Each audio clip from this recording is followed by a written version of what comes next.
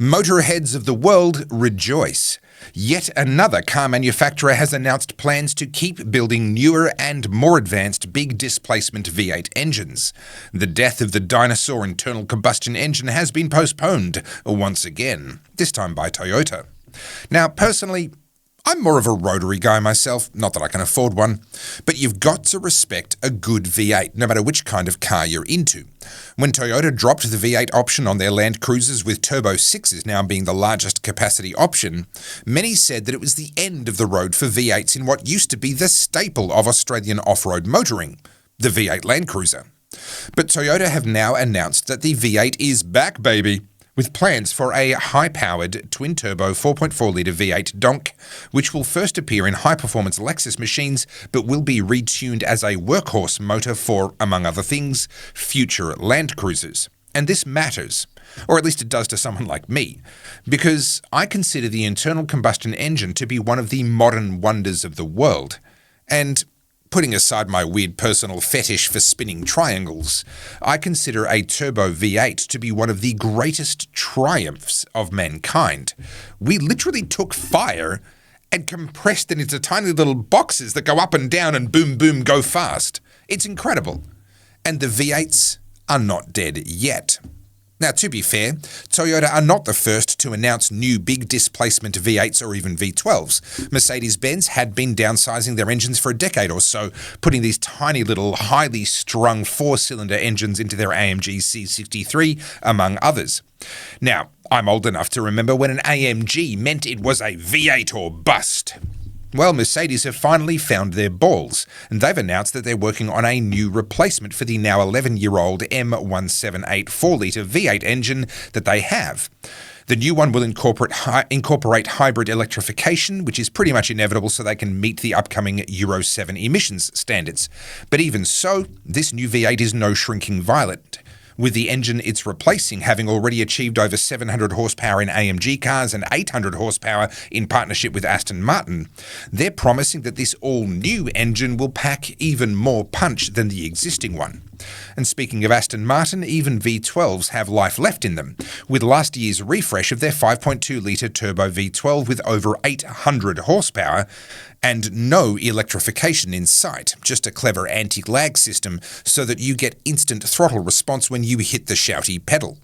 Sadly, Aston Martin don't believe that they'll be able to make their V12 compliant with the emissions regulations expected to come into force in 2028. But don't cry into your wallets just yet, because I predict that the world's attitude towards CO2 emissions will be very different by 2028, and that once again, when we get there, the death of the big displacement dinosaur burners will have been greatly exaggerated once again. Why do I think that? Well, because of what's happening with all of the car makers' electrification targets. And of course, because Trump. We'll get into the details in a sec. But first, my name's Topher Field, this is the Topher Project, and I'm a bit of a closet petrol head.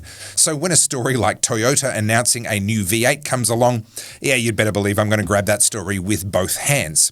Now, I help busy Australians to keep up with the world as it changes around us, and as today's video proves, not all of the changes are bad. I am 100% viewer supported, so if you appreciate what I'm doing here with the Topher Project, then please buy me a coffee via the button at topherfield.net. And if you like my videos, then chances are you're going to love my books about government, power, the perverse incentives of politics, and the role of civil disobedience in a modern society. You'll find both my books plus my DVD documentary Battleground Melbourne, as well as my t-shirts and hoodies, all available at goodpeoplebreakbadlaws.com. Now, why am I confident that not only will we see the new engines that have been announced by Toyota and Mercedes and others, but that even after that, big displacement internal combustion engines won't be disappearing anytime in my lifetime? Why? Well, I could prove my point by talking about all the car manufacturers who have abandoned or delayed, which is like abandoning in small steps, their EV sales targets. These examples would include Ford, who won applause for promising to be all EV in Europe by 2030, and now they are scaling back their EV plans everywhere. Same story at General Motors, who'd planned to build 1 million EVs this year if everything had gone to plan. But it didn't, and they've had to write off $1.6 billion, that's with a B, worth of EV-related assets in 2025, which is essentially an admission by the company that their investment in EV infrastructure has been nearly a complete waste of money.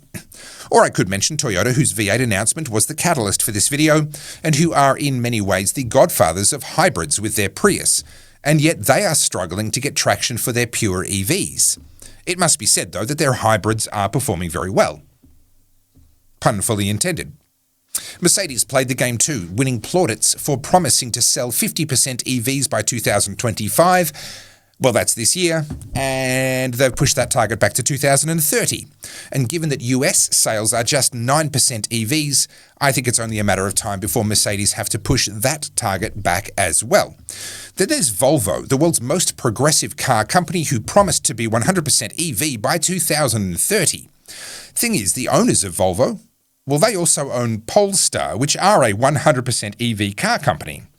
And Polestar, well, they're at risk of being deregistered off the NASDAQ because their shares are now down at 24 US cents each when they used to be nearly $5.5 US each 4 years ago.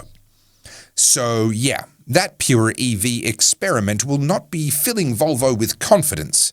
So even Volvo have had to moderate their ambitions. Now they're aiming for 100% hybridization instead of 100% pure EV. And to be clear, hybrid tech does make a lot of sense in a lot of contexts. I'm not a Luddite. I'm not against any new or better tech in cars. I just think that markets and consumers should decide what they want, not bureaucrats with quotas and emissions standards that no one asked for. I could go on about Stellantis and Volkswagen and Renault and Jaguar, but actually all that's beside the point, because these companies walking back their EV ambitions, well, that's just the symptom. It's not the cause. So what is the cause? Well, the cause, you'll be pleased to know, is us. We did this. Around the world, we are seeing people rejecting the fear-mongering of the climate change doomsayers, refusing to spend their hard-earned money on nonsense vanity items like EVs in anything like the numbers we were told that we had to.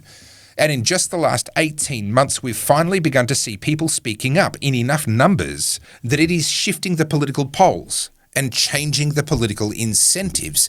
And now even our politicians are being forced to follow us. Yes, locally in Australia, we just saw the Nationals Party abandon their net zero by 2050 target, and I expect the Liberals will do the same very soon. But actually, that's small beer compared to what Trump is doing in the good old US of A. And no, I'm not just talking about his drill baby drill energy policies, although they are pretty great. I'm talking about the fact that the EPA, the Environmental Protection Agency, under Donald Trump's leadership with Lee Zeldin at the helm, well, they are working on repealing the so-called endangerment finding that is the basis of all the vehicle emissions restrictions in the USA. Now, I covered some of this in an earlier video. It's all a bit technical, so I'm not going to dive into the nitty-gritty of it all here. You can check out Topher Project episode 136 if you want all the details. But it's worth touching on the big news here in this video because what's happening with this endangerment finding is literally going to change the world for everyone. But especially for petrol heads like me, and if you're still watching, then I suspect petrol heads like you too. In a nutshell, the EPA in 2009 decided that rising levels of CO2 were a danger to human health, which then meant that it could be regulated by the EPA, which is the entire basis of all of the CO2 emissions standards in the USA. The EPA under Lee Zeldin are working to reverse that endangerment finding, and they are likely to achieve that milestone in probably the first half of 2026. There's a bit of a process that has to be gone through, but they're already underway through that process. Now, if they do that, it will instantly kill every CO2 emissions-related regulation in the USA. Now, you may say, who cares? That's just the USA. And that's true. And the vehicle markets in the EU, Asia, and emerging in China, India, and even Africa are absolutely massive, or at least they will be. But for now, the US car market moves 50% more cars than the EU market does every year. And the US is the EU's largest export market for obvious reasons. The EU cannot afford to ignore what happens in the US car market. And if lowered emissions standards, thanks to the reversing of the EPA's endangerment finding, suddenly mean that other car manufacturers have an advantage because they can make their cars cheaper or make them more powerful or just better in any way, then the EU manufacturers and the EU itself will have to carefully consider how they plan to respond to that challenge, because they cannot afford to do nothing and miss out on the US market entirely. So if the US walks away from CO2 reductions, and China's CO2 output keeps skyrocketing, and consumers all over the world are watching this and saying, hey, well, if they're allowed to raise their CO2 emissions, why are we over here suffering?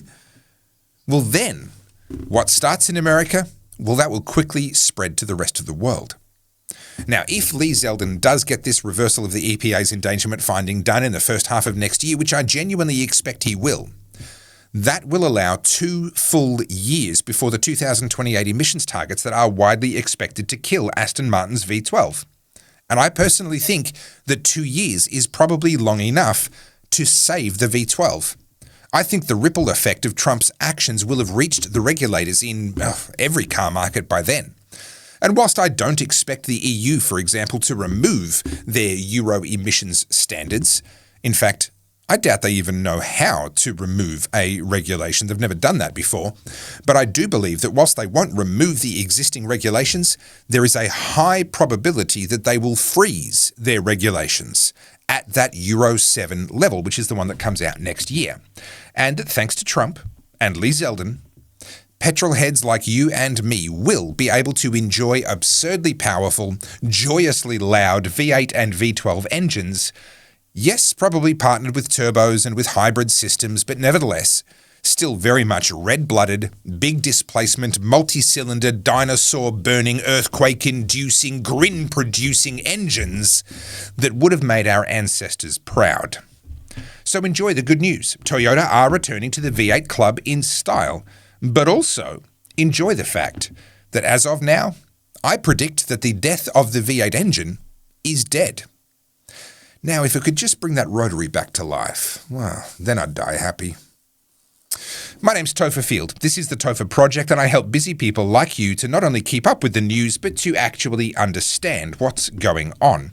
If you've appreciated this dive into some motoring news, then please help me to keep the Topher Project going by buying me a coffee via the button at topherfield.net. And if you like my videos, then you should definitely check out my books, DVDs, and merch at goodpeoplebreakbadlaws.com. Thank you for watching all the way to the end. Please like, comment what you think is going to happen. Am I right that these big engines are here to stay? Or am I wrong? Tell me what you think in the comments and make sure that you've subscribed. Check out this recommended video that YouTube thinks you will like. And as always, think free.